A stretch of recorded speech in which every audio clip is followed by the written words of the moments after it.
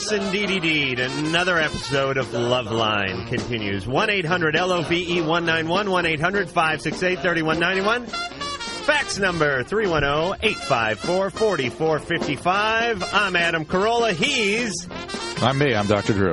He is a board-certified physician. I thought you were supposed to cut me off more. Let me talk less. An addiction medicine specialist. Yeah, Drew, you're bringing down the show, man.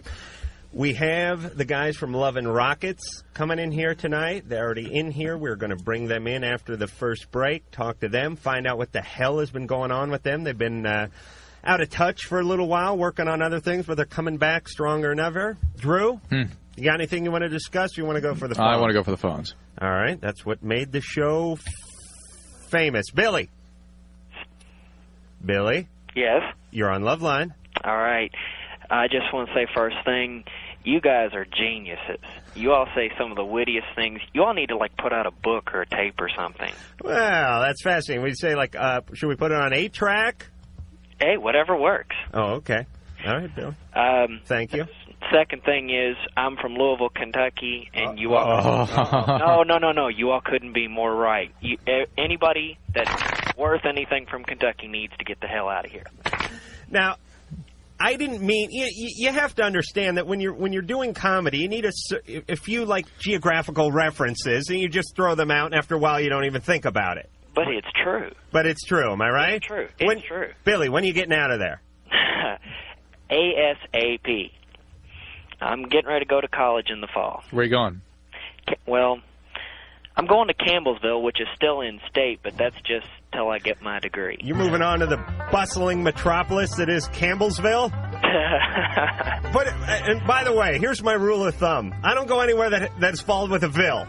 Okay. I don't care. Otisville, Johnnyville, Campbellville, I don't care what it is. If there's a ville, and let's say it's called, Boobville, Boobville I would consider visiting. Well, I'd like to go to Chicago. All right. See, no Ville there. Right. Drew's with us again. Drew did a take my duck horse and back cover in. there. Yeah. All right, Billy, so what's your question? Well, this is open for either one of y'all. Either one of you can answer it. Yeah. I'm having a problem with my ex-girlfriend. We've known each other for 3 years. We've been dating for almost 17. 17 years? No, 17 months. 17 months. I'm sorry. She's 17 years old, almost 18. I'm 21, getting ready to turn 22. About 2 weeks ago, she broke up with me and said she needed to sow her wild oats and go out and be free. And isn't that what the guys say normally? Yeah, normally. That's what I thought. She really said she wanted to go sow her wild oats. That's exactly what she said. But in Kentucky, that could actually mean literally sowing some oats somehow. Could be, but I don't think so. Okay. Well, to make a long story short, I went out that weekend. I met some people. I had a good time. 2 days later, she called me back. She wants me back. She's unhappy. Well, this is really the tables are turned, isn't it? Isn't it usually the male story? Usually the guy says, I want to go out and sow my wild oats. He sits in his apartment knee-deep in beer and masturbates for 3 days watching pornography and then calls her back and begging for forgiveness. She has dates along the way. And she has dates. Exactly. This is a slight turn of the tables. But it's the same issue, really. I mean, right. Is the relationship over Billy or isn't it? Well, a part of me resents her for doing this. I mean, really bad, almost to the point. But before she said anything about you breaking up, you know. Well, before that, it was a great relationship. We got along great. I mean, Billy, sex wasn't a big issue, but we got along great. Right now, did she go out and have sex? No, she and you didn't do anything. And you went out and had a swinging time. Well, so where's the harm? Look, and Billy, you're going away to school. You know, it sounds like this relationship is sort of... She made a good point. She said she needed to go out and be free and be her own person. And I found out that when I went out, and I went to a bar and I met two girls, and I went out last weekend to some friends at a college and went to a sorority party and met some girls, and I've been out having fun. So you're going to be fine. All right. You're going to be fine. Then forget it, Billy. Billy, let me ask you a question. Mm-hmm. What's your full name? I mean, not your last name, but do you have a middle name? Billy Bob, Billy Joe, Billy Roy? William Andrew. Oh, no, that's no good. Billy Andy? Pretty much. No, that don't work at all. All right, Billy. Billy. The relationship's over, Billy. Get on with your life. It sounds like you're quite capable of that, and get off to school, get on with things. Maybe there'll be a future for you guys down the road, but not right now, right? All right. All right. I like that accent. Yeah. It's kind of Nice guy. endearing. Nice guy. Doesn't get you far, but... You don't even... What? Could you even point at Kentucky on a map? I could if I'd point at the one that said Kentucky. Yeah, right. You mean if it didn't say anything? Right. Oh, hell, I couldn't find the United States on the United States map. Are you kidding? I was so deprived of education, I never even had geology. I think it'd be geography. Cheryl. Hi. Hey. How are you? What's going on there? I need help. What's up? You're trapped in a trash can, aren't you? Possibly. Cheryl, what's the deal? I've been dating a guy for about close to 2 years now. He's going to have a good job. He's going to be a pharmacist researcher. I want to marry this man. He hasn't asked me yet. I'm 32. How long have you been dating him? Close to 2 years 2 now. years. And how old is he? 30. And is he in the marrying way? Excuse me? Is he inclined to be married right now? Well, he says he wants to marry later on. And I'm going to make a generalization about men that I think has been substantiated out there, and that is that men oftentimes are more. It's more an issue of where they are in their life than who they're with as to when they marry. You know what I'm saying? Definitely. Yeah.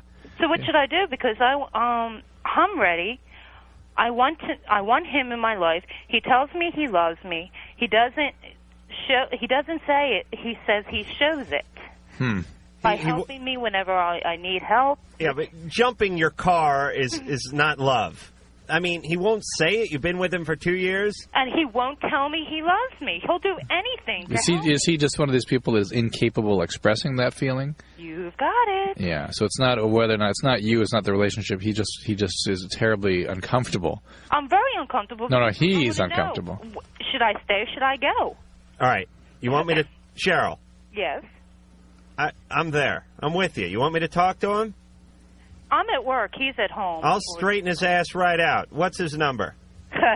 Area code. Oh, wait a hold minute. I don't even know why I asked that. Is he at home? He's at home. Is he up? He's at home off work. I work nights. He works days. Fantastic. All right. We're going to put you on hold. Mm-hmm. I'm going to talk to him. Where are you, Cheryl? What are you doing right now, Cheryl? I'm working. I work at a group home for the handicapped. During the night while they're sleeping, I take care of the house and cook, clean for them. Okay. Hold on, all right? All right. All right. And I'm going to talk some sense to him. What's his name? Well, I don't know if he's home or not. Well, but we'll try to get him. We'll try to get him. What's his name? Paul? Yes. All right. We'll straighten Paul out. We're going to put you on hold. I hope he just doesn't get mad at me. Not with Adam at the helm. Believe me, we'll settle it one way or the other. Either you get married tonight or you move in with the old folks. You know, right. After the bowling alley experience last night, I walked out of here, the studio last night, with actually the scent of imagining the smell of what that place was like. What was her name? She was I can't recall, but she was dating a pin setter, and I think Cheryl was washing bedpans as we spoke to her. Exactly. I'm really interested in where people are when they're calling us. That call last night was so vivid. Really, coming home smelling of urine. Kenny. Yeah. Hey, what's up, guys? Hey, you're on Loveline. Hey, well, for one, I gotta say my name's John. Okay, it's not Kenny. I sort of felt uncomfortable doing this. So your real name's John. Yeah, my name is John. Okay, I gotta fess up. My real name's Larry. I've heard some things about your name. Kenny, what's going on? John, what's up? Yeah, well, first I got a question to ask you guys. Yeah. Do you guys think that this radio show has an impact, like, on, like, society and, like, as a whole? We hope. Positive. Like... Why? I don't know. I was doing a report, and I just, like, wanted to ask you guys so I could, like, use this information, you know? Sort of, like, quote you guys. What about Abe Lincoln? Why don't you just do one on him? Because you guys are cooler than Abe Lincoln. Come on now. Oh, all right. And more attractive, I might add. Well, you know, for those who listen, obviously. Yeah. and who listen with both ears. Hopefully they're picking up something. I mean, here's the deal. You can learn about the consequences of your peers' actions. I mean, you hear people doing things and having bad things happen to them, and I'm trying to help you understand why it happens, what the context in which these things happen, and how you can change your own life or behavior so you don't get involved in these kinds of situations.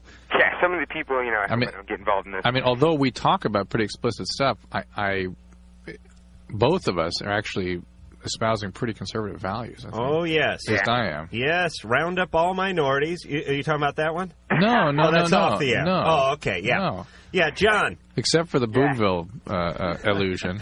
John, you have a question? I'm moving to Boobville. You coming with me? Sure, yeah. I'd probably enjoy it there. No. John? Yeah. You have a question? I don't mean politically conservative. I mean behaviorally. All right, get over it, Drew. John, what's your Loveline question? He's gone. All right. Well, I guess that was well, we're off to a flying start. Oh, we have... finish with Cheryl? Yeah, okay, we'll get back to Cheryl. Cheryl. Hi. He's not home. He's probably at the lab. Is that what he's calling I never know where the hell he is. Is that what that gay bar's called? I don't know. He says he's either at the lab or the library. He's a workaholic. I think he's out boozing and carousing. Do you really think so? I have no idea, Cheryl. I don't know. Cheryl. It's frustrating. Cheryl, listen. You'll never get him to marry you if you whine at him. Well, what do I do? I'm in a box and I can't get out. Yes, you can, because there's no bottom on the box. You just have to stand up. So I got to stand up and maybe say goodbye and find somebody else. But my other problem is I'm kind of heavy, and not too many guys accept me for my weight. Let me tell you, you're right about that. But the few that do, dig you double, baby. You know what I mean? There's not that many guys dig heavy chicks. It could be 90%. It could be 95% of guys. But those 5%, man, they'll be on you like piranha. Am I right? I guess. I don't know. I never look at other men except for him. They're out there. And you know what? It's always the skinniest guy. People think fat people should pair up, but it never works that way. Fat people aren't that into fat people. They're fat. There's enough of them. We don't need to see it. They know what fat looks like. It's always the real skinny guys with no ass that are into the big women. How's your boyfriend? He's skinny. He's from Indonesia. Indonesian guy. Oh, yeah. Love the big women. It's a sign of prosperity in Indonesia. Oh. Not a lot of big broads in Indonesia. You know what I'm saying?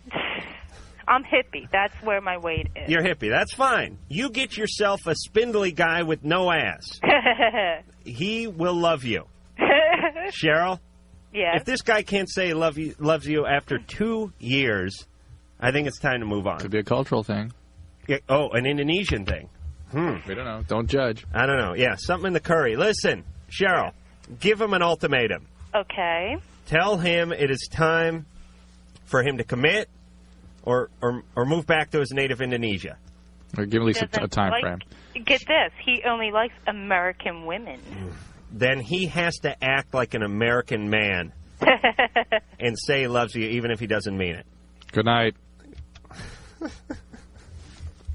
Was I right about the fat women and the spindly guys, Drew? Opposites do tend to go together. All right, look at you. You're such a diplomat. All right, what call you want? Well, I'm trying to get on 3 here, but Sherry, put that 3 on hold, all right? Maya? Hello. Hey, you're on Loveline. Hi. Hi. I have a question. Yeah. Okay, this is a question about my boyfriend. We were living together for a couple of years, and he started drinking a lot. And so we broke up, and then we started dating again, and he was, pretty good. He would drink, once in a while around me, but nothing too heavy. And then I started hearing stories from my friends that he was drinking more again. How old is he? He is 22. Mm-hmm. And what do you mean more again? Well, he was drinking when we were together, and that's kind of why we broke up. All right, so what do you want us to do? Well, my question is there anything I can do? I talked to him, and I tried to get him to admit that maybe he has a problem. Here's what you can do. You can confront him like you've done. Right. You can make him understand how it affects you. He might hear that. Right. You can give him an ultimatum that either he needs to do something, and namely that would have to be AA or it's going to continue, or you are no longer going to be a part of his life. That's pretty much what I did. I gave him an ultimatum. And you can go to Al-Anon, which is what you should do. Right. All right? Yeah, actually, I've been thinking about that. That's about all you can do. If you go to Al-Anon, you'll get a lot of support. You hear a lot of stories like this. You get some ideas about how you should behave. You get how to cope. And you get a lot of people who've been through this sort of thing. Right. And you'll meet people who've been through similar kinds of situations. And, right. You'll figure it out. Really about it. And he needs the consequences, like Drew always says. Yeah, you've got to bring the consequences to bear, because without the consequences, they're going to keep using. If you want, you can sort of rally the people that are important in his life, if he's at school, the people at school, or his employers, and his family, this sort of thing. And you can the guys at the brewery. You can mount the losses and the pressure by bringing the people around him to bear. Right. But he's not. Take a tough stand. The deal is, he's not your husband. Right. You know what I'm saying? You don't need this kind of thing in your life necessarily. And if you do, you really need to go to Al-Anon, all right? Maya? Mm-hmm. This the first alcoholic guy you've dated? Yes. First in her life, other than your father. My father was. There you go. All right. He wasn't an alcoholic, but he was very abusive. All right. But Maya, kind of attitude. listen to me. Listen to the truth. Yes. If you dump this guy, you're going to move on to a Teamster who drives a Budweiser truck. Do you understand that? And does speed on the weekends. That is going to be the pathology, as Drew says. So if you do dump this guy, for Christ's sake, don't hook up. I want you to give a guy a breathalyzer on every date. Right. All right? Okay, that makes sense. All righty. See, we are healing the world, Drew. Tonight we are. Andy. Yes. First of all, I want to tell you guys that you have an excellent show. Thank you. You guys are extremely good. I'm in Chicago, and I guess you just came to this market, and I really enjoy listening to you. Thank you.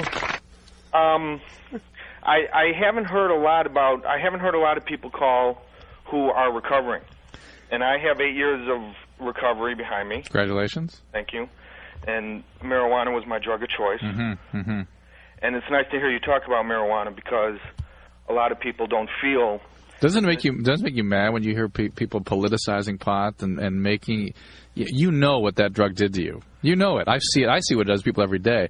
And to have to hear people get up and say that it just doesn't happen is just horrible. Let me say this, though, Drew, about politicizing marijuana. A lot of it is a backlash over people going over the top with it in the first place. Yeah, but that was a bunch of stuffy Republicans going, first marijuana, then alcohol, then heroin, here's the deal. Then prison. And so we go all the way around. Wait. That was 30 years ago, okay? It still goes on. No, it's 30. Well, the fact is, if you look at people that do harder drugs, 100% start with marijuana. 100% start with tobacco. Well, it's accessible. If people cannot abuse it, then that's fine with any drug. But there are people out there that don't. That's right. You're just biologically inclined to have a certain experience with that drug that it just, it triggers things, and you go with it. The consequences is my family did an intervention on me. Good. Really? Yeah. A pot intervention. It was unbelievable. My brother, his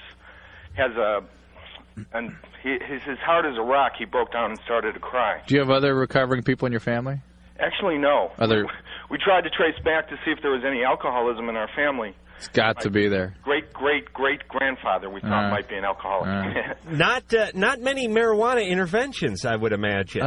You'd be surprised. Oh, no, I wouldn't. There's not that many. Not that many, I agree. Not that many. And the consequences were that my family felt that, number one, that I was a bum, which I was.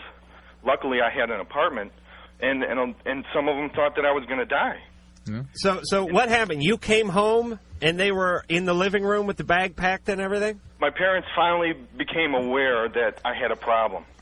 They were kind of in denial, if you want to say that. And my girlfriend, they finally started talking to my girlfriend, who I lived with. My girlfriend explained to them that I really had a problem. So they performed the intervention. But Adam wants to know what it's like to be the focus of an intervention. Were you stoned when they sprang it on you? Yeah, I think I was. We just sit in the. I almost didn't let him in the apartment. Oh, that's a downer. It's an intervention. That's going to ruin your high, by the way. Intervention is an ambush. I mean, I did cancel the plane flight because I went out to Arizona for treatment. You go to Sierra Tucson? Yeah. It's a good program. It's a good, not a good program. Let me tell you, when you're stoned, just mom or dad calling is a bummer. Well, I would just hang up on them. Them being in your living room with a bag packed and your neighbors and your gym coach and everyone standing around reading a script has got to be horrible. They didn't do that. There was someone running the intervention who was a professional. And it was the worst moment in my life, but it turned out to be the best moment as well. All right, so you're 8 years sober, but you still haven't found a job. Am I right? Actually, I have a good job. I sell real estate. And today I have a life. Not that it's any easier, but today I have a life. Good. I'm very lucky. And it'd be great to hear more people talk about their stories. Well, we get a lot of marijuana calls, but...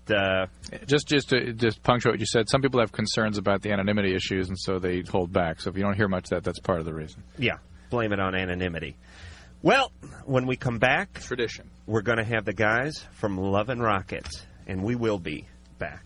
Hi, this is the cast of Partners. I'm John Cryer. Dave Donovan. And I'm Maria Patillo. And you're listening to Loveline. Adam Carolla. And Dr. Drew. Really cool. Oh, Jesus, how did we get through that one, Mike? Let me get the phone number out, 1-800-LOVE-191, 1-800-568-3191. Fax number 310-854-4455. We're here with Daniel Ash, Kevin Haskins, and David J. from Loveline Rockets. I'm Adam Carolla. He is Dr. Drew. Boys, welcome to the show. Hi. Thank you. Hello. Can I just take this opportunity to say hello to me, Mum? Yes, go ahead. Jimmy Iries, who helped get me here through $50. He works with the AAA. AAA? Yeah, that's the one. He came out and jump-started your Volkswagen, and we it's have just to the dedicate 10 minutes of the show to him? Yeah. That's it. Adam, can you help this guy? You know something about cars, don't you? Yeah, this is Kevin, by the way, who had a little problem with his Volkswagen Thing. Now, people don't know what a Volkswagen Thing is. It's basically like a Volkswagen Bug with no roof and no doors. The Volkswagen Thing, engine. if you ever see any of that... No oil. No, it's the sort of pre-Humvee. Yeah, if you ever go back and look at any of that World War II footage, right. It's basically the car Hitler was carted around in. That is what a Volkswagen Thing is. That's what Kevin's got. You still got the swastika on the hood, don't you? No, I'm not into that sort of thing. It's an air-cooled engine. It doesn't need water. I mean, it's a Volkswagen air-cooled type engine. Yeah. The only thing he had to suss out was putting oil in it. Yeah, there's one thing. There's just only one way to screw that car up is not put oil in it. Oil. And Brainiac Kevin over here. No oil. A long time. But you guys are in a rock band. You don't have to worry with that nonsense. He screwed a car. I had a van in England, and he borrowed it for a week, and it came back, and it started making these clacking sounds. And the guy says somebody's been thrashing this, and they haven't put any oil in it. Yeah, and then there was another car he had. He had an old 2002 that I had to sell for him when he cleared off. Oh, 2002 BMW. Yeah, yeah, that's a nice car. Nice car. That was Mussolini's car. So anyway. Yeah, and then he says, "Oh, Dan, could you sell me car for me, please? Because I'm living in Los Angeles now." So he left me in Northampton to sell it in England. You know, that clacking... it's like, the first thing I checked was the spark plugs and the oil. No oil. What is the clacking? No oil. One of the piston rods going through the side of the... Maybe now he's going to remember. No, the clacking is when the oil pressure's low, it doesn't work the push rod, so that's valve. That's valve noise. Valve clicking. Yeah, let me just give a quick automotive message. Lord knows where this show's going, but I'm saying when that oil light, when that dummy light comes on in your car... Yeah, but you ain't got one of those. Yeah, he's too dumb to even have the dummy light. It's before that. You got to put oil in. Before they were in there, you see. Yeah, you're like 4 quarts low when that light comes on. That doesn't mean, you're weakest tablespoonful. It doesn't have a light. There's no light. All right, let's not... It's a pre-light model. This isn't the click and clack the Tappet brothers in the automotive show. He's got one of those, the ones with the candles instead of headlights. Stand back a bit. Horse-drawn Volkswagen. All right, let's talk about you guys and the music and the new CD, Sweet F.A. What is F.A.? That's the name of the... Do you really want to know? F is F? F is F. And A is... It does have another meaning, Sweet Fanny Adams. Oh, sure. She's huge in the States. Yeah? Who the hell is that? I don't know. Oh, okay. Doesn't mean anything? Actually, that's true. That is true. Yeah. That came before. I think that came later, the naughty word, but Sweet Fanny Adams, which means basically nothing, zilch, zero. Oh, okay. It's an English way of saying nothing. Right. Zero. Okay, so but the F is F. The F and is the F, A is all? Yeah. Well, what kind of message is that for the kids? It's nihilism, isn't it? It's very in at the moment. Yeah, but I Sells know. records, Yeah, you nihilism. sell records by telling everyone to F off. No, it doesn't mean that. But I think when we were making the thing, we didn't have anything. We have no money. We had nothing. We have no money. We have nothing. Zilch. So it was like it was symbolic, of the times we were going through. All right, we're all crying. That's still, so if anybody wants to give us some money or something, that's great. Let's talk about you guys burning down the house that you recorded this CD. We didn't burn down that. One of you fell asleep smoking pot or something. I know it. No, we don't smoke pot, do we? Well, silly. Or crack, whatever it was. There you go. There. But seriously, tell the story. Somebody came downstairs at 7 o'clock in the morning, and the mixing desk that we were using was aflame. And like 10-15 minutes later, the whole house was going up. And like 20 minutes, we were jumping out the bedroom windows. This was at 7 in the morning. Right, because you just gone to bed about an hour earlier. That's right. Exactly. 2 hours earlier. 2 hours. Daniel, get up on that mic, would you? Hello. Is this microphone working? That's good. That's Lean better. forward. You guys, you should see these guys. Nice lemonade here. It's like Spinal Tap in here. They're drinking beer. They just put out their cigarettes. Yeah. We're going to put a big hookah pipe in the middle of the console here, and everyone's going to get loaded. All right, we're going to go to the phones now. We burn the studio down. You guys are going to help, right? We'll try. Yeah, because Americans have very strange problems. And then a little later in the show, we're going to get into the... you guys are all from the UK, and we're going to get into the UK jargon for words like penis and vagina and gay and stuff like that. We've tried this before. It fell flat, but this time I feel real good about it. The penis fell flat. Never mind. So you well, guys there's a will. Start thinking of your answers. All right, Drew, where do you want to go? These numbers. We're going to 4. Kim. Yes, hi. Hey, you're on Loveline with Lovin' Rockets. Hi, good evening. Good evening. Hello. I would like your advice about a problem I'm having. I've been with my boyfriend for 3 years now, and we're going to get married, but we're having a conflict between our two families.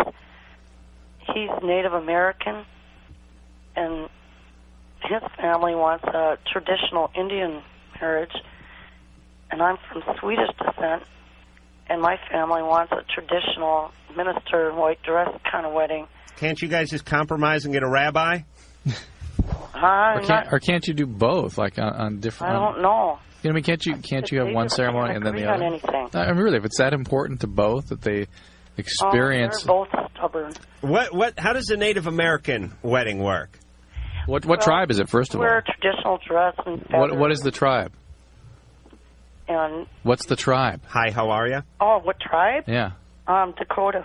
Dakota Indians. All right. You're up in Wisconsin? South Dakota. South Dakota. You guys, in England, you don't have... who'd you kick off the land? We have the American Indians here. Well, I know. That's part of the problem. I don't like the Celtic people. Oh, yeah, the Brits just went all over the world and destroyed everyone's lives. That's right. That's different. But they kept their own land as it was.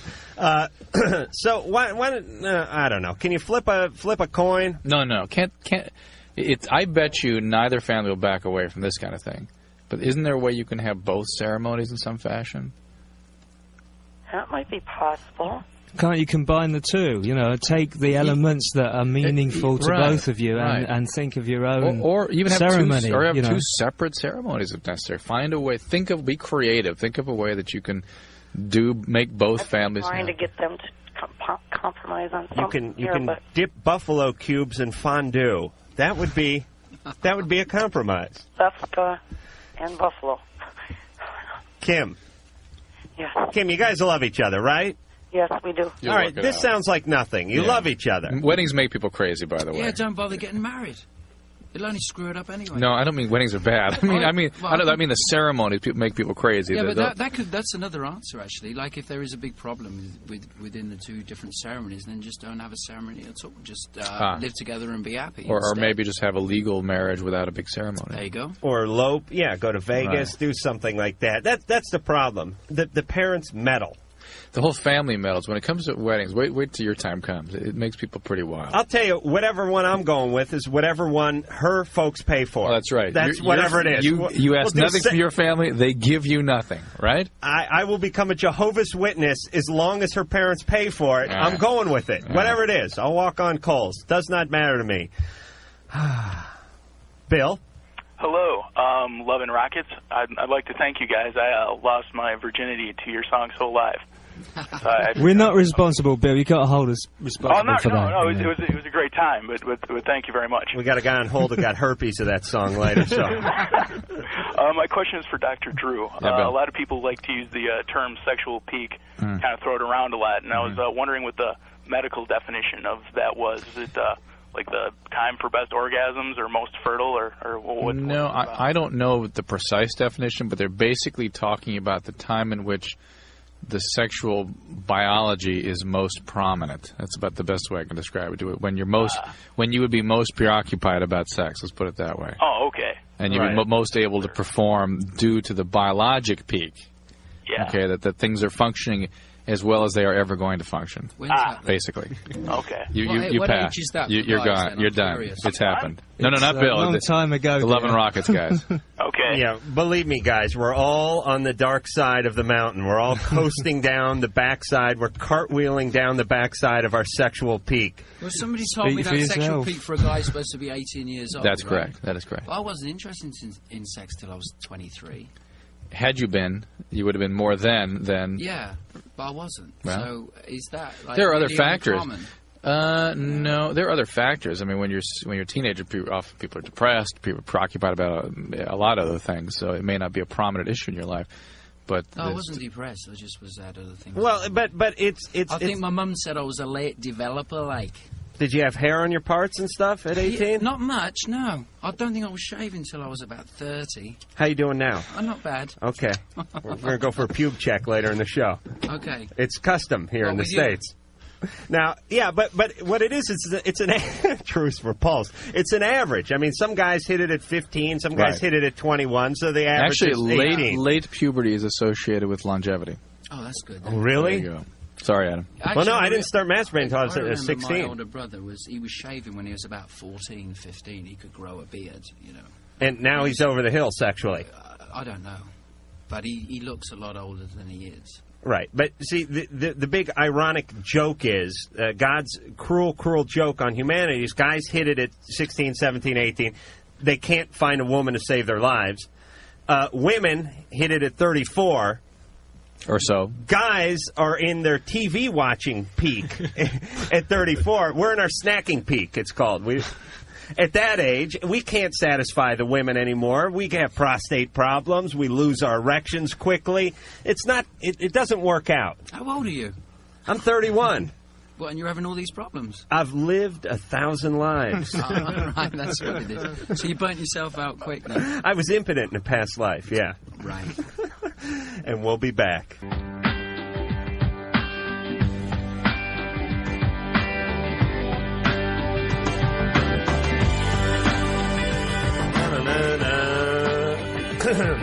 All right, we're back with Daniel Ash, Kevin Haskins, and David J. from Love and Rockets. The phone number here at Loveline, 1-800-LOVE-191. The fax number, 310-854-4455.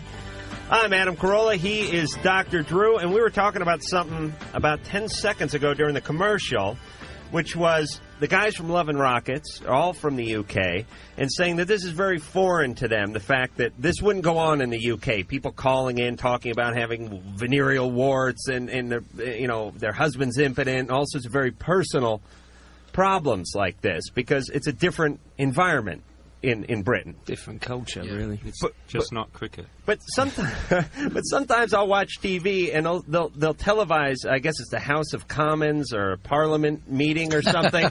And Margaret Thatcher will get up there and start that. Hey, you fat bitch, sit down! And they'll start yelling at her, which we wouldn't do here. I mean, if Clinton, or I guess John Majors now, if Clinton stands up, makes a speech, we don't start yelling at him. We let him finish. And now, that is weird to us. So I mean, that is the rudest thing in the world. They stand up and whistle and yell. Right. That's a relatively new thing in England as well. That's only happened over the last, say, 5-6 years. Oh, is that right? Oh, it is? No. And the broadcast, broadcast. No, I mean, it's been going on hundreds of years, you know. Right. They heckle. These guys are up there with the powdered wigs and stuff, and with the right, sir, honorable gentlemen, and they start yelling at the guy. Now, that's weird. Number two, you got the Benny Hill thing. Yeah. But actually, I think that was more popular over here probably than in Much England. more. Oh, was? Which is bizarre to us, and also with the thing with Monty Python, the fact how, considering the American humour is very different from the English humour. And yet, Monty Python was like a big smash here, wasn't it? Yeah, it was. But it wasn't England, It was in too. England as well, yeah, but it's so English. But the We're English surprised. humor oftentimes is very large and over the top and slapstick. You wouldn't expect it coming from that culture. Right, well, that's an extreme reaction to the status quo in England. Right, so I'm just saying there's some interesting counterpoints Right. here. Also, this whole thing now with Princess Di and who she's sleeping around with, and everybody knee deep into that. I think the country is sort of repressed and then explodes on certain topics, like way over the top with the Di thing. Yeah. And way over top at the House of Commons. Yeah. And way over the top with Benny Hill. You know, you maybe wouldn't know. I was in London about a year ago, and you can walk through Hyde Park in the middle of the night, and the great concern on everyone's mind is, watch out, you might run into a pickpocket. Oh, really? I mean, I'm thinking about automatic weapons and things that could come my way, and they're concerned about a pickpocket. Oh, coming out. here, if you're just pickpocketed, you're considered the lucky. Yeah. You're like blessed. People rub up against you. They want more luck. Yes, we should only be so lucky that we have our wallets taken from us here. Yeah, Mrs. Jones has, lost her cat, and could you please, phone up such and such a number if Right, anybody sees a little pussy. Do the Bobbies carry guns? No, they still don't. I reckon it's one of the only countries in the world where the police don't carry guns. No, But the they thing do is- at airports. Yeah, but that's a different thing. Generally, in all the cities in everywhere in the UK, we're supposed to be pretty proud about that as well. The fact that we don't have to carry guns yet. And Right. It's still the case. I mean, the Bobby on the street don't carry a gun. I just read that the Bobby in Manchester has now done away with the traditional pointed helmet in favour of the American flat caps, and they're Is also that wearing right? bomber jackets. But then Manchester's that's always good. kind of... They'll look good then. They're All right, always you- kind of more trendy. You guys done? What? This is You guys are important just having a information. comment. No one cares. This is important information. It was my fault for bringing it up. All right, we're going back to the phones. Love and Rocket's going to be all over it. Drew, Lori, Yes. you're on Loveline. Okay, I have a question. My fiance lives in England. Okay, he wants me to move over there, but I have a problem. I have a daughter, and my ex-husband would probably try to stop me. I was wondering what I could do. You stuff her in a Samsonite and see if she makes it past customs. Can you bring her carry-on? Will she fit in the overhead? She'll fit. Yeah. All right. So obviously this is a job for the courts, right? Probably. You have joint custody. Yeah. Okay. The problem. So he's going to have to give his blessing. Right. Or you're going to have to leave her behind. Why isn't your fiance coming out here, since you obviously have the tie here to this country? Well, he would have to give up his job. God forbid. What is his job? He's on the dole. No, he works in laboratory. You couldn't begin to look for a job out here. Well, actually, he could. There you go. It would be easier. No. Is it a fish and chips lab, or is it something he could do out here? No, it's not a fish. Also, your daughter, what is your daughter's relationship like with her father? Not too much. She doesn't see him very often. But does she love her dad? Yeah. You want to take her away from I promote Look, that. but Lori, do you want to take her? Don't you think that's a good thing? Don't you think that's a good thing? That she loves her dad? That the dad be available, that the child know that the dad cares about her, Well, I'm sees not her. trying to take her away from him. I'm just trying to start a life. I know, but I think on behalf of your daughter, you ought to make an effort to keep yourself and she near the father, provided he's not abusive or some reason that he should be, driven from your life. Well, I was going to offer to send her back, summer or 3 times a year. See if you can get your fiance out here, all right? Yeah. Yeah, you don't want her. You don't want her reared in England. Get all pale and weak. Take all those taxes. That's right. Hey, get hooked on that flat, warm beer. It's all downhill from there on, man, really. She won't learn the value of packing heat. She won't learn to carry a gun. It's all going to be downhill. Mitch? Yes. You're on Loveline. Hi, Love and Rockets. Hello, Mitch. Hello, Adam, Dr. Drew. I got a problem with, I've been dating this girl for just a few days. She just came back from Greece. I dated her before she went to Greece. That was about 5 months ago. And I treated her like crap. I broke up with her. Now I'm trying to make up for that. I'm trying to win her over, trying to be Mr. Romantic. And she wants to leave back for Greece in 2 months. Right. How can you dump her again if you don't win her back? Mitch? I don't want to dump her again. I want her to stay here, and I want to be with her. And I want to know. 2 words. Stuffed olives. Excuse me? Stuffed olives and Greek salads. David. Oh, I'm sorry, Mitch. I'm sorry, that was David, Mitch. Mitch? Yes. You screwed up. She wants to go back to Greece. Here's the deal. If you convince her not to do something she wants to do, not to go somewhere that she wants to go, you're going to put a ton of pressure on the relationship. You understand? Mm-hmm. And you're probably not going to be able to live up to it. 6 months down the road, you're probably going to feel the same way you felt when you dumped her at the 5-month point before. Okay. You know what I'm saying, Mitch? Be a man. Well, I don't think I'm that much of a jerk now. That I think things would work out. How long's it been? It's been 5 months since I... 5 months, you're the same guy. You haven't even changed your underwear, Mitch. Anyway. Mitch, let her go. Let her go. Be a man. She should want to stay here because, we're... Let her go, and give her your blessing so she's not freaked out when she's trying to have sex with strangers in Greece.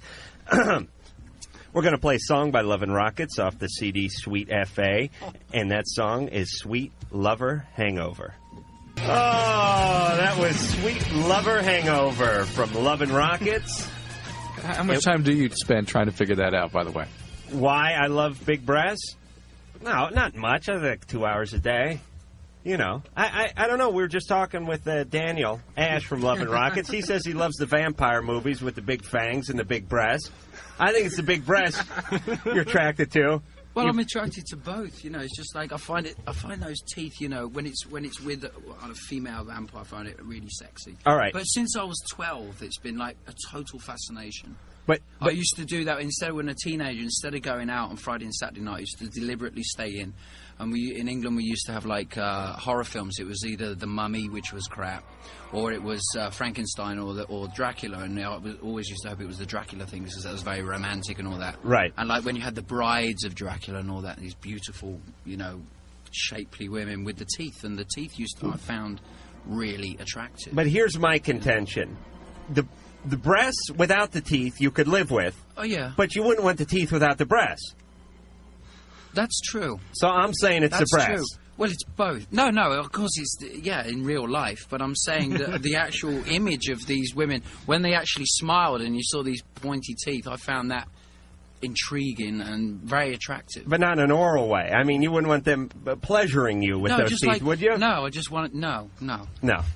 Are you sure? I'm not Are a you masochist. sure? No, not in that way anyway. Mentally I am, but not physically. Daniel? But, I just like the look of it. I just thought it looked great. We got to go what's my problem? We got to go to a break here. We're gonna figure it out during the break. We're going to tell everyone when we come back. But I'm thinking you and me, I'm starting this place called... Well, you got the same thing. You got the same fetish. I'm starting a place called Boobville. I'm starting a colony. So you can be like the ambassador. That sounds good to me. We'll start a band. Great. Danny and the Boobs. And we'll be back.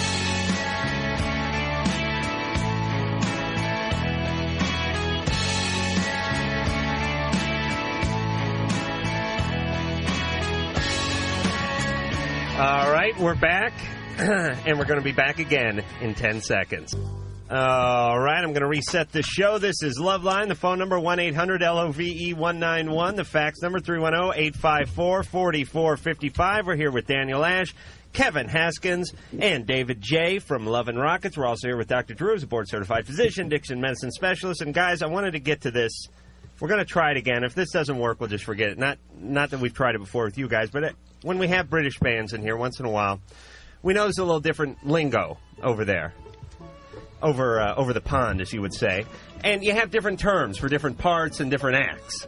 Yes, we do. And between the three, I think you can come up with the English version, the Queen's. That you cannot say on the radio. That is, I mean... No, it's okay. Don't repeat it. It's okay. You asked. Okay, yeah. Adam, thanks for asking. We heard the C word. All right. Any other derogatory terms for vagina? It's not derogatory, really. It's just a good old Anglo-Saxon word. Okay. What about penis? Willy wanky woo. Willy Wanky Woo? Yeah. Willie. That was a movie out here, I think. All right, so we got Willie. All right, now what about gay? Gay. Poofter? Woofter? Woofter. Yeah. Ginger. Shirt lifter. Ginger? Shirt lifter? Shirt lifter. Why shirt Bender. lifter? Well, think about it. Okay, I mean like your shirt has tails hanging out in the back? There you go. Okay, shirt lifter. I'm cool with that. Lesbian. Dyke. Dyke. Oh, we know Dyke. I think we may have invented I think I've been Dyke. here for It's too long. universal. Don't try to claim Dyke. Anything other than Dyke? Okay. Okay. Pant dropper, sandal wearer, tennis player? Nothing. Okay. Sodomy. The act of sodomizing. Bugger. Bugger? Bugger. You would buglerize someone? No, you would bugger them. Oh, okay. If you were so inclined. All right. Oral sex to a female, like you, which you would do. I've got a great one. Yodeling in the canyon. That's an old nautical term. Oh, okay. But that wouldn't be exclusively English or Anglo-Saxon. I think it is. I think it's an English nautical term. Okay. What about male? What about what we call blowjob here? Same? Yeah. Nothing good? Nothing more. No. Goblin. Same. No, same. Munching the crumpet? Nothing? Oh, muff diving.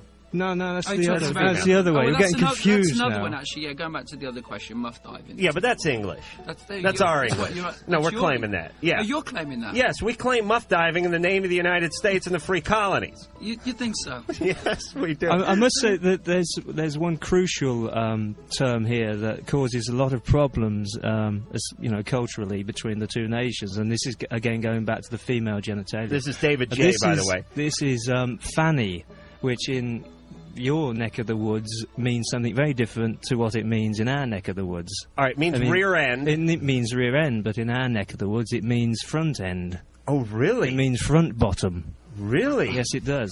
So if you So gave you can someone a imagine polite- the problems that Right. this can entail. Right, gave her a little tap on the fanny. Exactly. That gets you thrown in jail in England. Well, it can get you, Here it's anywhere. It's considered It can get you foreplay into here. all sorts of trouble. All right. Any way you like. Well, you guys participate in that, and I thank you. Melissa. Sex crimes. Yes. You're on Loveline with Love and Rockets. Oh, hello, Adam. Hey. Dr. Drew and everybody from Love and Rockets. Hello. What's up? Hello. I have a serious problem. I am 21 years old, and I've been engaged for almost 2 years. I've been with a guy for 4 years, and I don't like to have sex. That was the Loveline gallery. That's hell of a problem. With him or with, you think it's just him or anybody? Well, I've only had sex with him. What do you think the problem is? Well, I was molested when I was a kid. That's the problem. That's the problem. And I've tried to go to therapy for it, but I couldn't afford it. My benefits should be kicking in within the month, so hopefully. How long were you abused for? I don't know. I blocked it out. I can only remember one frame of it. And how old were you then? I would say I was about 6. Who was the abuser? A person up around the block. Do you think it happened more than once? I don't know. I have no idea. How did you come onto this? Did you start having nightmares or something like that? No, I've always known it, but I mean, it doesn't like consciously affect me. Like it doesn't get me like, oh, you know, heartbroken or anything. But I know it affects me. Right. You know. Right. If it was a single episode, the consequences from that could be relatively mild. I mean, it could be something that could be solved pretty readily with therapy. If it was sort of recurrent or terrible abuse of some type, it can be a pretty tough thing to get over and deal with. What was the age difference between you and the perp? Oh, I would say, I'd say he's like maybe 40. Oh, okay. So this. It's a all right, man. So that's He's an worse. older man. I believe he was married. Yeah, a shame. And but still not as bad as a family member, something like that. I mean, on the crap scale. On the crap scale of how much your trust in people can be violated, right? You know, Melissa, you it seems like you're able to sustain a solid relationship. This is the one area where it makes sense that you'd be having repercussions of this kind of a traumatic event in childhood. Get into a therapeutic relationship. Typically, these kinds of things take a lot of time to work out, like years. Right. So prepare just to hunker down with the therapist for a while and get through it. But it can be dealt with. It can be dealt with. And you've talked to your boyfriend or fiancé about...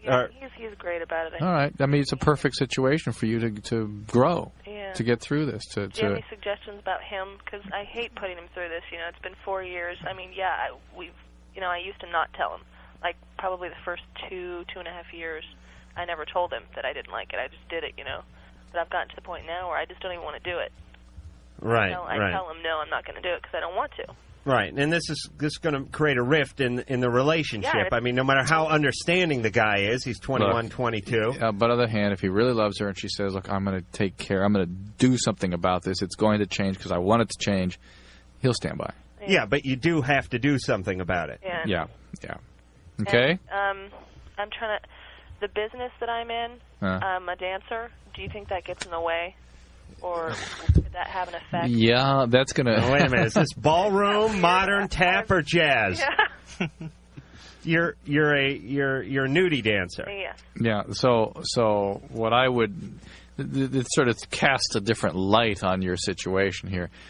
I would suspect you were abused more than just a single time. It's usually that kind of choice of occupation is... Well, I don't do it full time. I have another job. I understand, but the need to... Well, you can't work 40 hours a week shaking your ass. Can you understand? I mean, I've tried. Lord knows I've tried. Just from a sort of abstract standpoint, can you understand how the need to master males that way is something that horrified you so much when you were a child? Now you have mastery over all that because you've got control of these guys when you're up there on stage. Yeah. It is an acting out of this early trauma, and it's not a therapeutic or productive way to act it out for you. Until all that ends, it's going to be tough for you to get on with things. It really and also, is. I've noticed...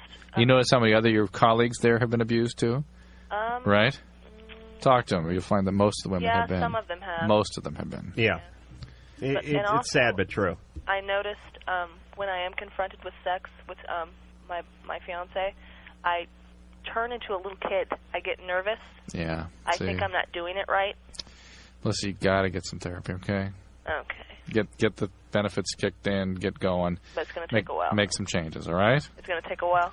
It's going to take quite some time. That's a bummer. Yeah, but you'll be all right. Until then, could you work a Loveline Rockets song into your set? Just as a sort of homage blah, blah, to the blah. guys? Sure.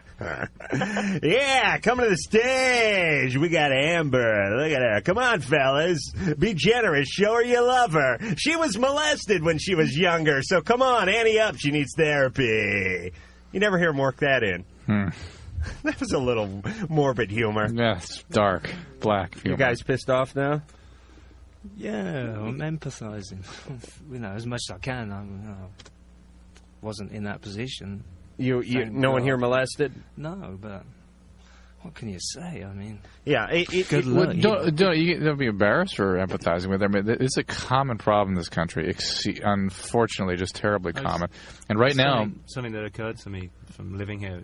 I don't know if it goes unsaid in England.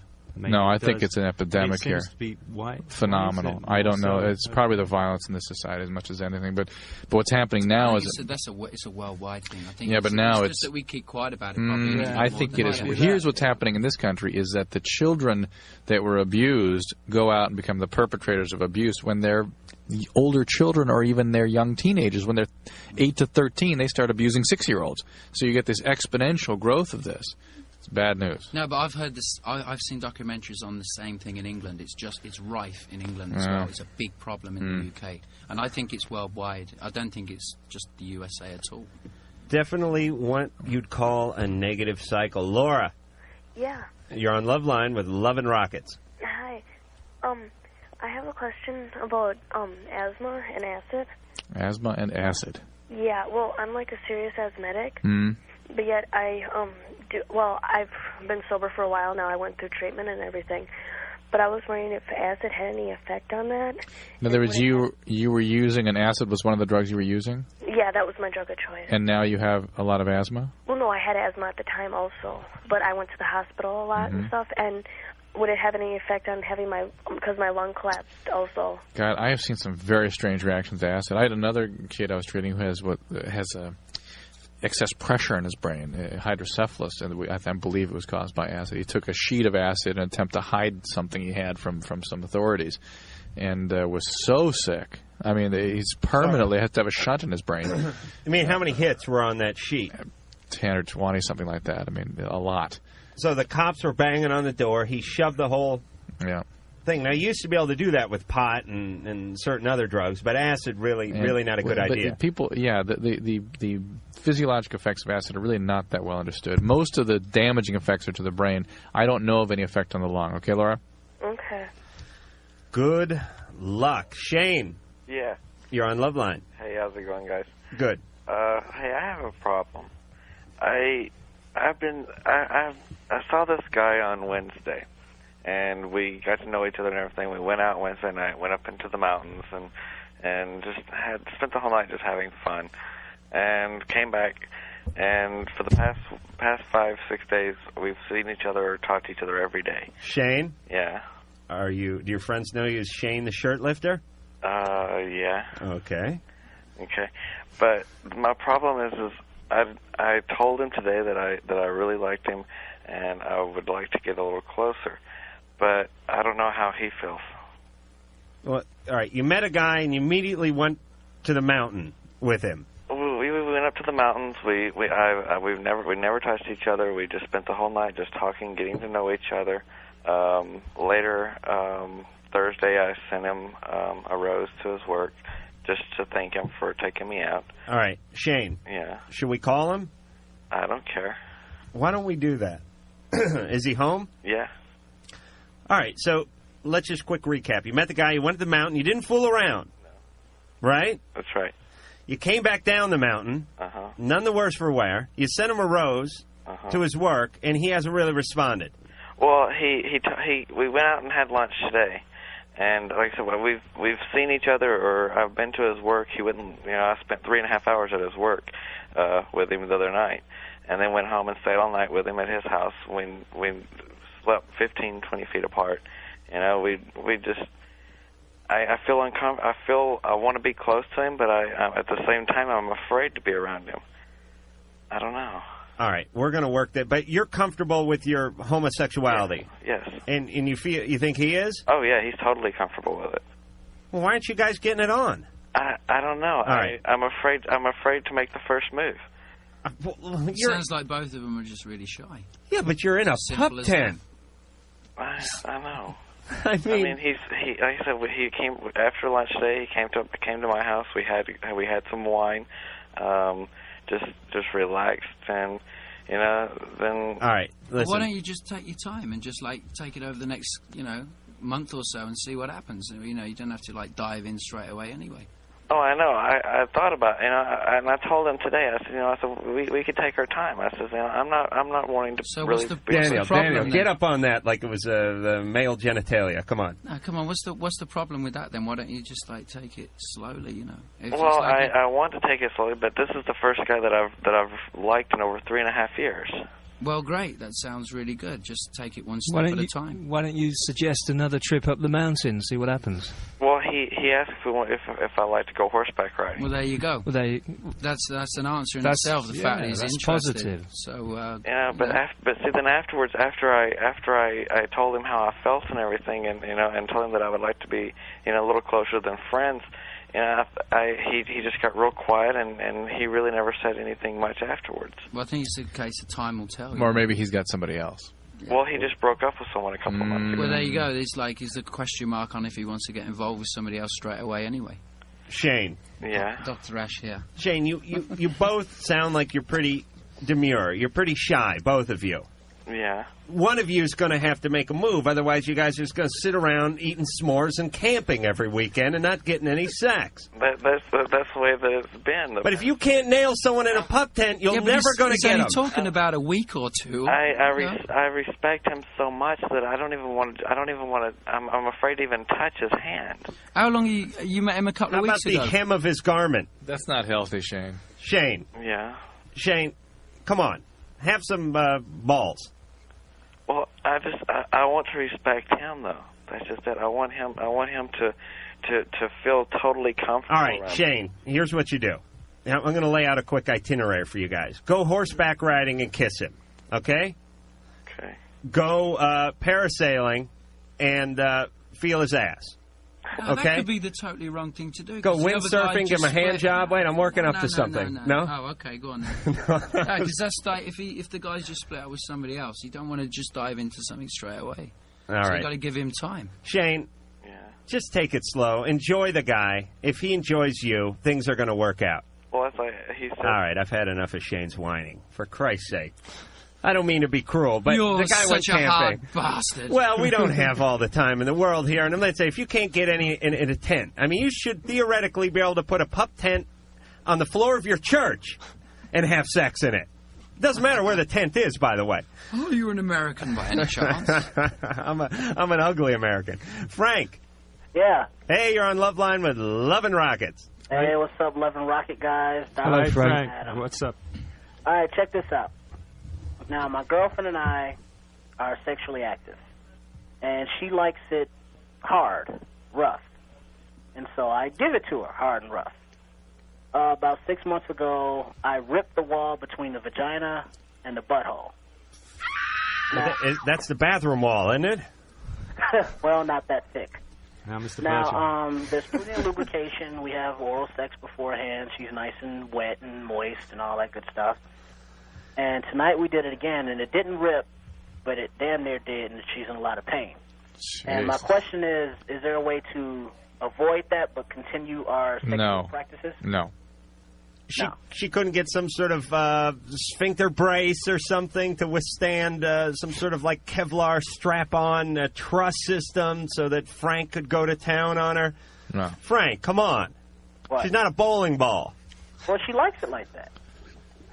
Yeah, well, a lot of people like a lot of weird things. That doesn't mean you have to hurt them. Well, I'm not trying to hurt her. I know, you have to try not to now, all right? You got that? Try not to. That's a hard concept for you to get, I know, but make an effort not to hurt her. That is. Well, no, I'm not trying. I mean, I'm trying. I understand, but you're not being careful to try not to hurt her, and that's what you're going to have to do now. It sounds like she wants to be hurt. Yeah, but he's going to have to just be careful. Yeah, but there's people say hurt me, but they don't say injure me or maim me. You know what I mean? I mean, yeah, I like a little rough love. Drew will attest to that. I've been real naughty tonight, haven't I, Drew? Yeah. All right, discipline me later. The point is people like a little butt slapping, and when a girl says, be tough and, give me a little love tap and all that, that's fine. But you don't take a sprinkler key out and whack her over the back of the head with it. That would be out of line, right? Yeah. You want to... Everything in moderation, old boy. Right. You want to be... You may want to be roughed up a little, but you don't want to be maimed. You don't want to be injured. You don't want to lose a leg having sex. God, I could only imagine that pain. You're ripping the... What is that part called, Drew? Well, it's called a third-degree tear, really. It's what happens when women are giving birth. Oh, really? Yeah. If the episiotomy isn't done quickly enough or isn't done properly. Yeah. Oh, my butt hurts. Just hearing... That's I don't a even terrible have a tear. vagina, and my vagina hurts. We're going to come back with the boys from Lovin' Rockets right after this.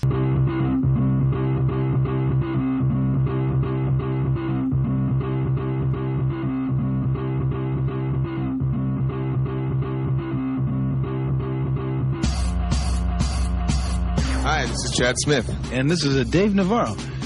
We're from the Red Hot Chili Peppers. And you're listening to Loveline with Dr. Drew and Adam. Adam Carolla. Anyway, let me give the phone number out. 1-800-LOVE-191 and the fax number 310-854-4455. We're here with Daniel Ash, who needs to come closer to his microphone. Kevin Hoskins and David J., all from Lovin' Rockets. And their new CD, Sweet F.A., is the one to look for. We're going to play another song called Pearl a little bit later. And now we're going back to the phones. Oh, man. Jisoo? Yes. Wow. What's Hi. up? Hey. I'm a huge Lovin' Rockets fan. So I want to say hi to Dr. Drew Jisoo. and to Adam Carolla Yeah. and Lovin' Rockets. I studied your Bauhaus. And when I was studying in London, I looked at all your exquisite corpse photos, and I was just fascinated. You as artists were just amazing, so I'm a huge L&R fan. Thank you. Thanks. Hello? Yeah, Hello. you have a question thank for you. him? Yes, I do. Being that I was raised on like Hemingway and romantic novels, I have these huge expectations. I mean, when I first read about sex in Hemingway, I always felt like the earth had to move when I'm having sex. You mean that part where the old guy screwed the fish? No, it's a bull. I think it's a bull. In parallel to the arm. Oh, he screwed the bull? Yeah. Yeah. Hemingway. Then he punched the bull out, and then he got loaded. Something like that. Oh. Then he shot the bull. No. But I just felt something like metaphysical, something spiritual, and I'm supposed to be having sex. And I guarded my chastity belt until I was like 23. I had a great platonic relationship when I was 20. And at 23, I had physical sex with someone, and they were just not up to my standards. I was greatly disappointed because I think I had set myself up so much. So, like, now I'm 27, going on 28. I masturbate all the time. But when I actually get to the point and I look at the guy, I just kind of go, no. And I go home and jack off. And I don't know how to solve that problem. It's a little bit like when you see the previews of a film, where you see the build-up to a feature film. It's like I remember with the first Batman film that came out. I'm sorry, I can't really hear too well. Sorry, Get close to the mic. Oh, I begged him. Jisoo, I've tried everything I could. He won't listen. You know, it's a little bit like when you see the advertising for a feature film. Like I remember with Batman when that first came out. Before it came out, it was sort of hyped up so much. Right. And when you actually see the film, it's a letdown because your imagination runs wild before you see the film. And it's the same thing. I mean, I have great sexual fantasies. What do you think of when you're... Masturbate and everything. I mean, I'm thinking of dominatrix, you know, because I'm totally into guiltless lust if you're truly... Yeah, so am I. Absolutely. I could, go into the oral sex thing. Yeah, it's really healthy. Orgasm, whatever, guiltless lust. Wait, how many guys you had sex with? I think that lust is really underrated anyway. Can you give us your phone number? I've had sex with one person that was when I was 23. All right. So well, you're 27, you've only had sex with one person. Yeah. All right, so why are you such an expert? I mean, you're into guiltless lust. You have all these fantasies. Yeah, but that's with her hands and her head. Well, I read, like, D.H. Lawrence. I grew up on that. I read all But you hear what she's saying? She's saying she needs the relationship in which there's a deep emotional and spiritual connection, and then she can achieve this freedom. And she has not found that relationship. I mean, this is a hard concept. These guys are looking at me blankly, like, "What in the heck are you talking about?" I think the opposite. I think the opposite. I think that it's strictly a lustful thing. She should get into. Let's ask her. Let's ask her. What is the deal? Is it that you could have pure lustful sex without any emotional connection, or that if you had that spiritual and emotional connection that you read about with Hemingway and D.H. Lawrence, that then you'd have the freedom to experiment? Well, I think when I say lust and when I really emphasize the guiltless lust, I think you're getting it mixed up with romance. Right. Well, see, I think like when you truly love someone, you have like totally free. Right, and that's what she uninhibited. Right. It's romance. That's romance. Well, it's an emotional world. It's an intense emotional world that women live in and men don't. And for a woman, that's the ultimate. That's the ultimate fantasy for a woman. Men, it's hard even to grasp that. Jisoo, listen. Yeah. It's much more physical. The only thing you should be reading is the label on the mattress. Do you understand? Put down the damn Hemingway. I was an English major, you know. Who cares? I was a ceramics major. Don't see me rubbing clay on my girlfriend. Yeah. And people call me up, like, wanting me to say that stuff, like a 900 number, and I'm like, go study, you know? Jisoo, listen. You're steeped in this make-believe world. This is reality now. Do you understand? Do you want some good sex? Find yourself a guy, drink a six-pack. Yeah, drink the six-pack and also get the lighting right. No, what I'm afraid of is lying. No, lighting. The lighting. Get the lighting right so that everything looks right. Or to lie to myself or to the Turn the lights off. Yeah, turn the lights off and it'll all come true.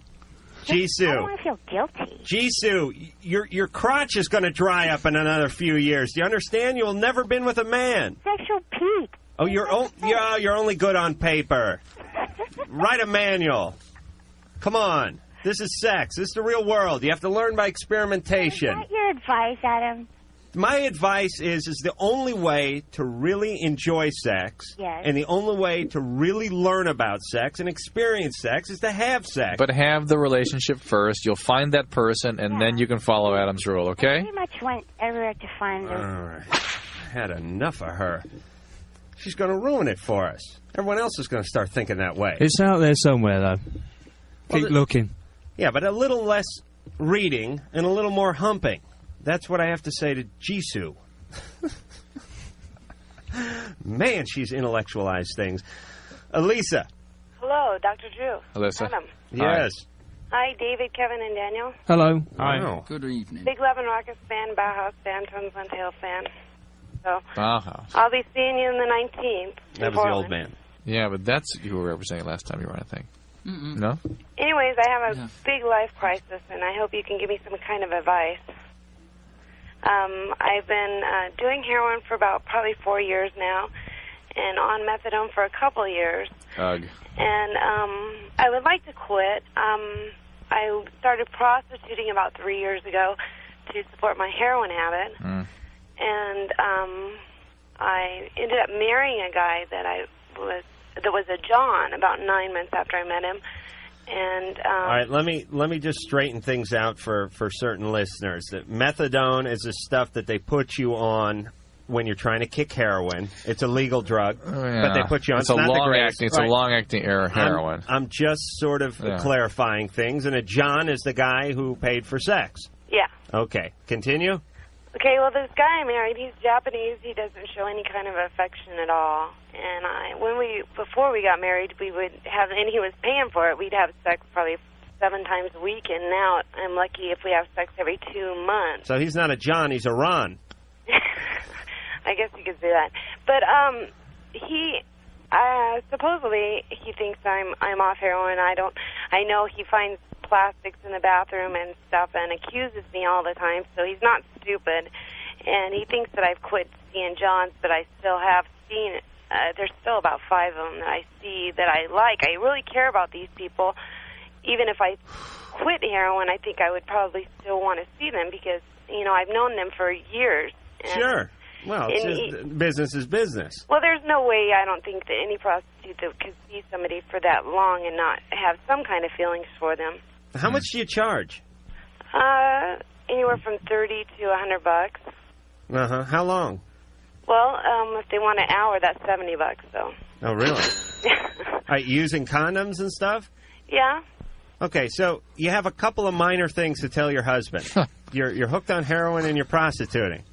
Yeah, well, I don't know if I would want to tell him that. Actually, we didn't really get married because we were in love. He's from Japan. You want to stay in the country. Yeah, and, well, I always told him, well, if you can't get your visa, then we'll just get married. And then when came time his visa was up, he didn't even try and get a visa.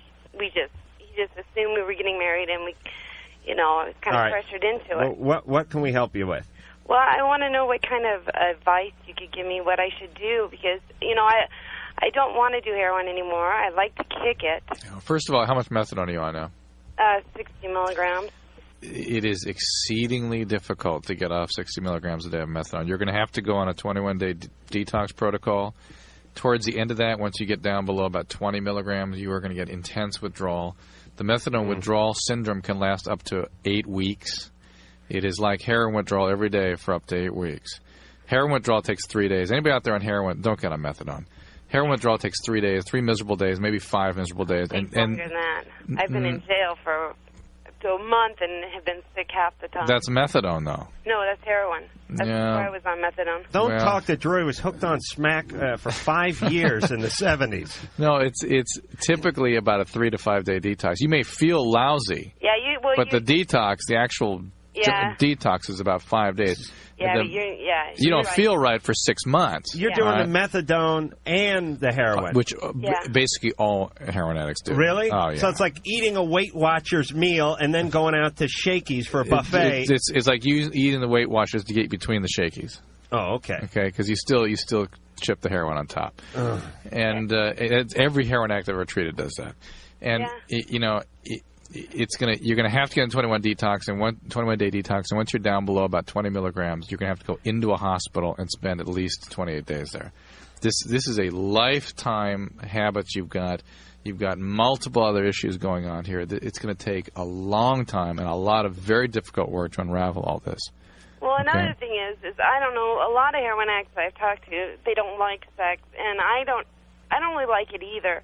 You know, I never have orgasms. I have orgasms occasionally if I masturbate, but I never have orgasms. All right, Elisa, let me say something. Orgasms are way down on the bottom of your list at this point in terms of things you need to deal with. Not naturally started to call as a big Love and Rockets fan. Now the guys are all leaning back with a puss on. Listen, Elisa, you're young, right? Yeah, 23. You're young, believe me. And time passes quickly. It really does. And change can happen rather quickly, even though it's difficult. I mean, you know, you could be 25 and you could be working a good job, and this could just be a bad dream. Do you know what I'm saying? Opiate addicts have marvelous recovery sometimes. Yeah. They really do. But here's a piece of data to file away. If you don't get meaningfully involved in recovery by the time you're 30 and you're a heroin addict, you will not live until 50. That's a statistical fact, Alyssa. I'm sorry. I see all these people in the methadone clinic, and they're just, you know, they have no teeth. They're 40 years old. They look like they're dying. You don't want to be like that. They will die. They will die. Okay? But another thing is I like getting high, which is completely stupid. You know, because a lot of times they don't even get off, and I spend $100, and Elisa. don't even get off, and it's kind of stupid. It's just ridiculous the amount of money I spend. Elisa, listen, you need help. You called because you need help. All right, you know it. So it's time to do something about it. Get into a local facility. Get in fast. And we'll be back.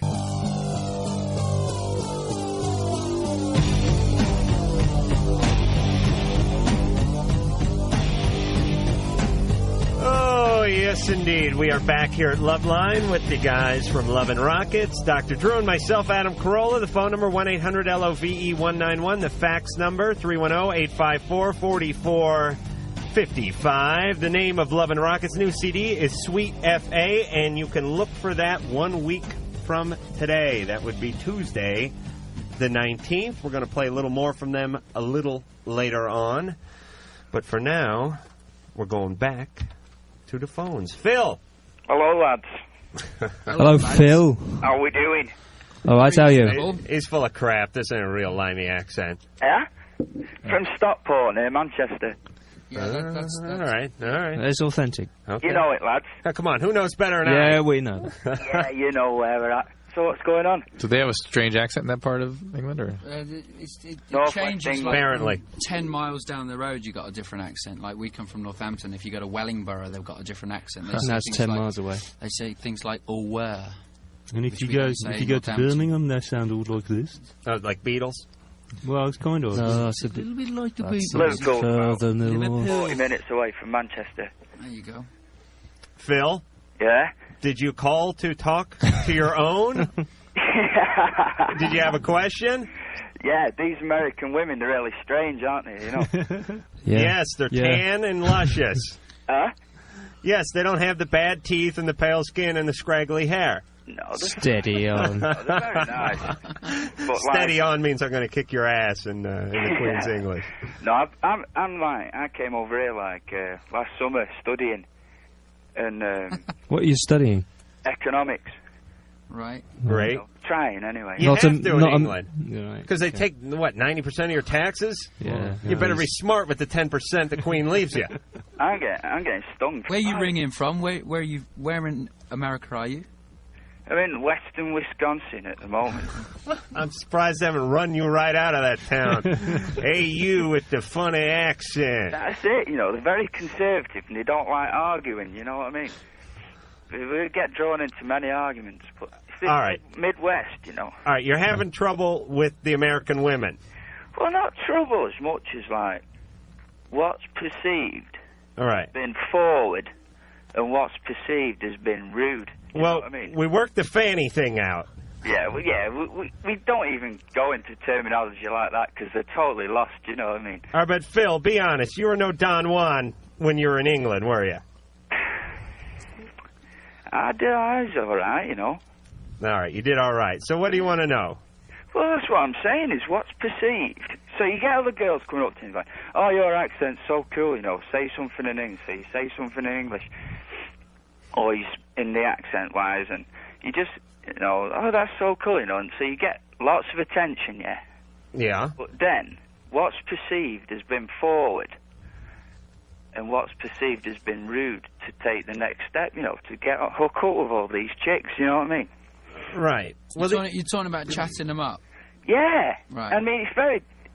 Apart So from you wanted, you know, just... That's your department. You're talking to the right geezer. That's Danny's department. Daniel, go ahead. But he's in a band, so he just rips his shirt off right there and doesn't even say anything. No, that's not true. No, the accent over here does work wonders. It can work wonders. Yeah, it gets you a foot in the door, put it that way. That's for sure. Well, where's it get your hand? Yeah, but the thing is, well, what's your question anyway? Phil. What exactly is your question? The question is the next step. How do we get this next step? Because I'm finding it pretty difficult. You know, You're talking about getting many laid, then? introductions, but the next step has been very hard to find. You know what I mean? What, you mean getting laid? Well, yeah, of course. Right. You know. Yeah. Okay. Well, you know, it's like that. To a degree, that depends on the individual. Yeah, exactly. Every woman's different. It's like, aren't they? Right. You know, it's okay. You got a foot in the door because you're chatting them up because they like your accent, and then you just have to take it one step at a time from Right. there, and then only you will know how far you can go if you've got any natural sus. So, you know, Daniel, one step at a time, Danny. One step at a time. Danny's pickup line is "You three wait in the bus." Am I right? No. So you know, like, Come on. you know, you got all your American friends and that, you know, and then and they'll go off and they'll talk all this stuff, you know, they'll give them all this and that, talking all this and that, you know, and it seems to work wonders. But you hear some of the things that they say, and it just doesn't sound right coming out of an Englishman's mouth. Do you know what I mean? Like what? Oh, you know, all the baby. You know what I mean? Right. Phil. What, the sloppy stuff you're talking about? Yeah, you know, just all the. Well, you're saying you can't talk to them like that. Not like, hey, baby, or so. You know. Just be yourself. You thinking that's what they want to hear then? I hope not. Well, so what's the problem? Oh, that's saying it's what are they expecting? You know, Phil, you're one of the drummers from Spinal Tap, aren't you? It sounds like he's chatting them up and they're interested, but at the end of the night, he's not getting his leg over. That's what you're talking about, isn't Phil, it? are you vomiting on him? Because you sound like you're loaded now. You're washing your teeth and stuff like that, yeah? Yeah, we're doing that, but we went to see Gua the other week in Minneapolis. That was fun. Douse your body in canoe. Douse your body in canoe and wash all your teeth. Have another pint and cheers. Oh, and also another great one for pulling is humour. Yeah. Must have, get them laughing, then you're in. I got a feeling... That's when you take your trousers off. When you sound like... That's it. Get them laughing. Just take your underpants off, they'll start laughing, they'll get these stomach cramps and everything, and then you're in. Or actually, you're out. If they start laughing at that stage, you're definitely out. All right. Now, we're done with the surly, foul-mouthed Phil. And we're going on to bigger and better things, namely Love and Rocket's new CD, F.A., and the song Pearl. Oh, just sitting here and reminiscing about this C word with the lads from Love and Rockets. Who, by the way, Coca-Cola. Starting their tour the 17th of March. I guess that is, this Sunday? They'll be in Palo Alto, California. They're going to Portland the 19th. They're going to be in San Francisco, 22nd, Los Angeles, Phoenix, Arizona, and then in April they're Washington, D.C. I'm only reading the markets we're in, by the way.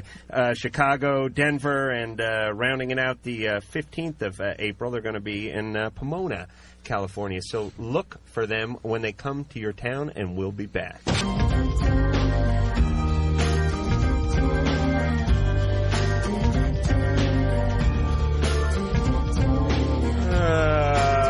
Well, we have 2 minutes. I say we try. We try the call. I know it's going to be a certain death, but here we go. What's this called? Darren, this is the 2 openings. Darren? Hey, man. Real fast. You're on Loveline. Okay, Dr. Drew, I got a question for you. Yeah.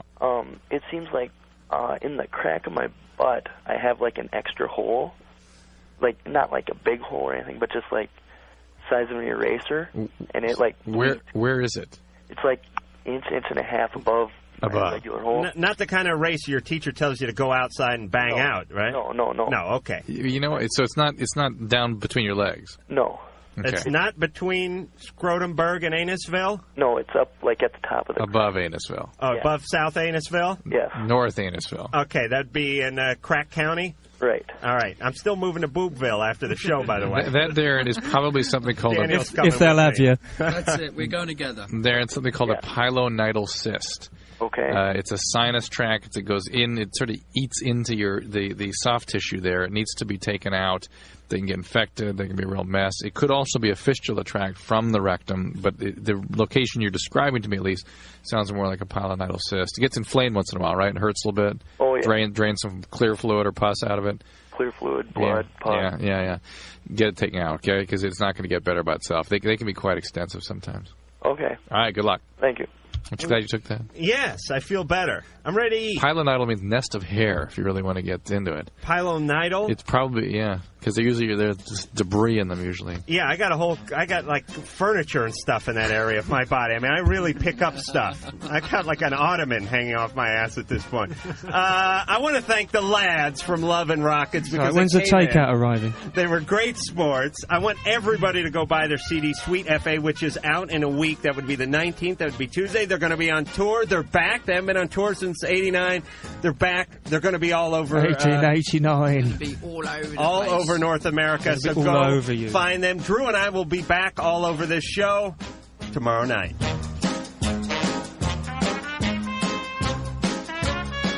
If you are still listening, you may feel the urge to touch yourself. So that's it then. You have been listening to Loveline. The opinions expressed on Loveline by Adam Carolla, Dr. Drew, or anyone are not necessarily ours. Be happy. Be happy. Happy, happy, happy. I'm happy. Loveline's producer is Ann Wilkins. Thank you.